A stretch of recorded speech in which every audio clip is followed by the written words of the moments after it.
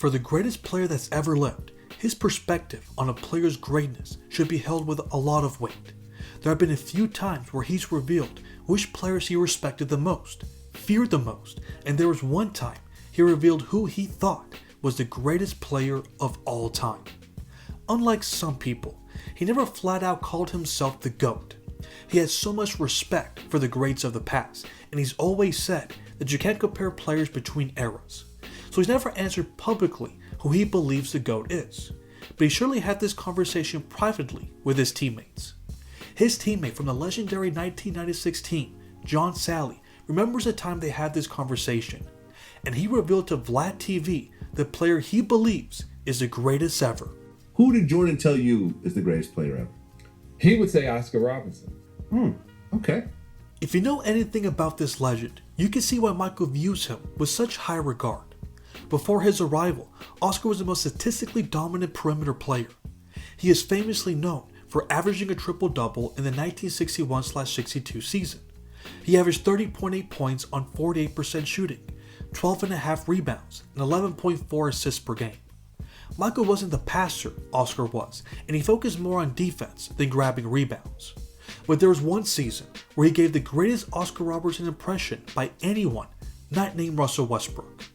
In 1988, he came as close as anyone to reaching those numbers. He averaged 32.5 points on 54% shooting, 8 rebounds, and 8 assists per game. He even recognized how tiring it was to have that kind of production every game. His respect for him surely grew after that season. But that wasn't the only thing he took from the Big O. Did you know that he's had 6 seasons where he averaged over 30 points per game?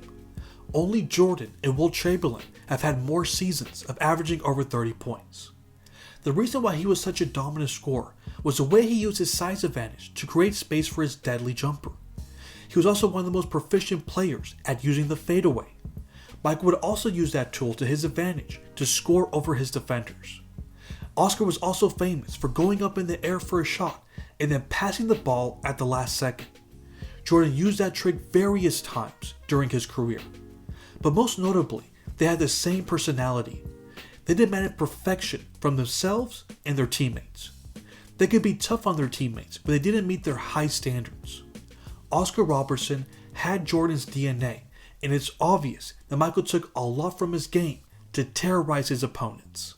He was certainly a big influence, but no one was a bigger influence than David Thompson.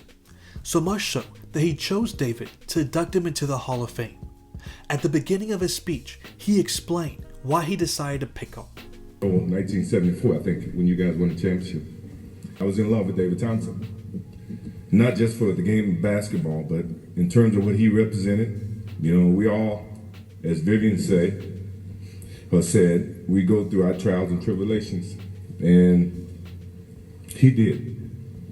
And I was inspired by him. He was inspired by him, even in his college playing days. He talked about Thompson playing for North Carolina State in 1974, which means Michael would have been 11 years old. We've all had a player that we've looked up to when we were kids. For Jordan, it was David Thompson. What exactly did he love about his game? This is what he said, according to the Business International Times. Quote, his scoring abilities, his uniqueness, creativity. To be honest, a lot of my guys don't remember David Thompson, but I do. End of quote. In Michael's career in the 80s, we saw a lot of resemblance between these two high-flying guards. He was only a 6'4" shooting guard, but opposing teams had very little success in stopping him. The biggest advantage that he had over his defenders was his explosiveness and quick first step. You can see the influence that Thompson had on Michael when he would utilize that jab step to get by his defender and penetrate for an exciting move at the rim. More often than not, David would use his astonishing leaping ability to finish over the top of the imposing big man of the league. That was the reason why he was nicknamed the Skywalker. It was for his 44-inch vertical leap and because it seemed like he was walking in midair. Now who does that remind you of? The one performance that showcases how dangerous of a scorer he was came in 1978. He scored 73 points on 74% shooting against the Detroit Pistons. He was scorching hot that game. He even made 20 of his first 21 shots and scored 53 points in the first half. Not even Michael Jordan has been able to score that many points in a game. He never had the fortune to play against those legends, but he did see up close how great these next players were. Let's start with Larry Bird. He had the opportunity to play with him in the 1992 Olympics.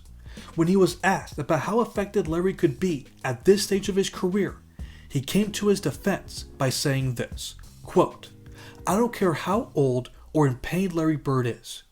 You name me a forward in this league who's not already on the team, who can rebound, throw the outlet pass to get the break going, shoot the three-pointer, play in the half court, and has the presence of Bird."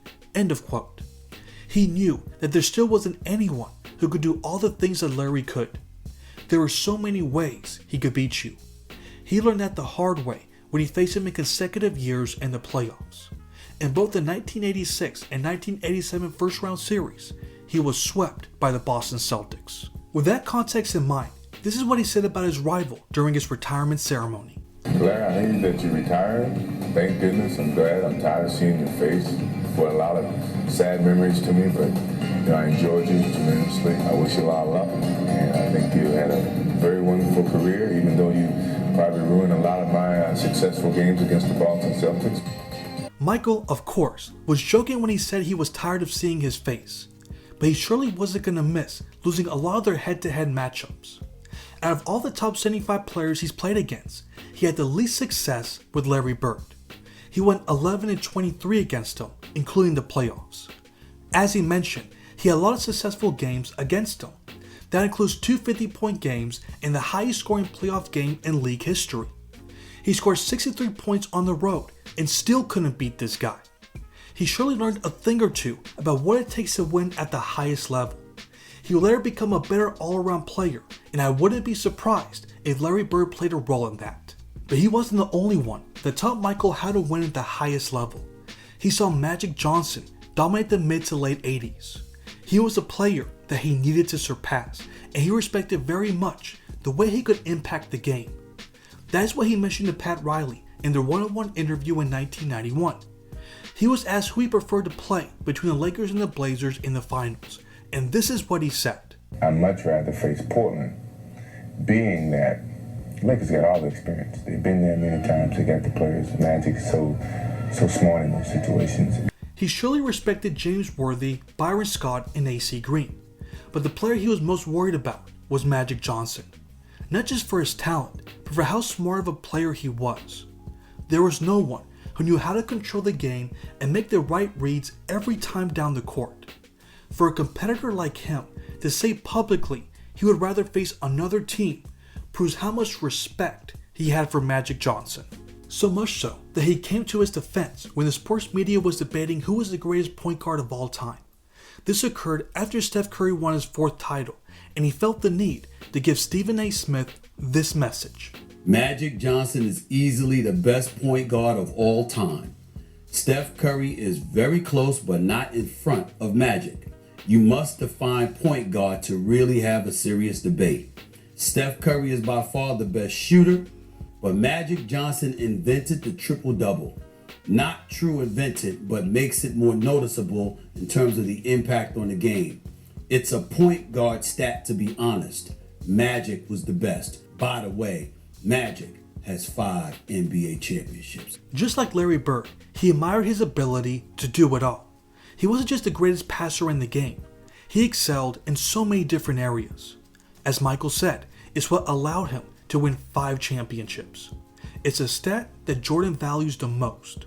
He understands more than anybody how tough it is to win. He knew exactly what Magic had to do to win so many times in such a tough era. Last but not least, we have the player that resembles Michael Jordan the most, Kobe Bryant. He was dubbed the next Michael Jordan from the moment he stepped on the court. As his career went on, he proved that no one came closer to filling Jordan's shoes than him. While Kobe was alive, we knew they had some kind of relationship, but we had no idea they had a brother-like bond until after he passed away. When Michael was asked to speak during his memorial service, he explained why Kobe Bryant was so special. Kobe left nothing in the tank. He left it all on the floor. He used to call me, text me, 11:30, 2:30, 3 o'clock in the morning. talking about post-up moves, footwork, and sometimes the triangle. At first, it was an aggravation. Then it turned into a certain passion. This kid had passion like you would never know. That's what Michael admired more than anything. To be the next Michael Jordan, you don't just need the talent and athleticism. You need a certain level of passion and drive to be the best. Kobe was the only person that he saw who wanted it just as much as him.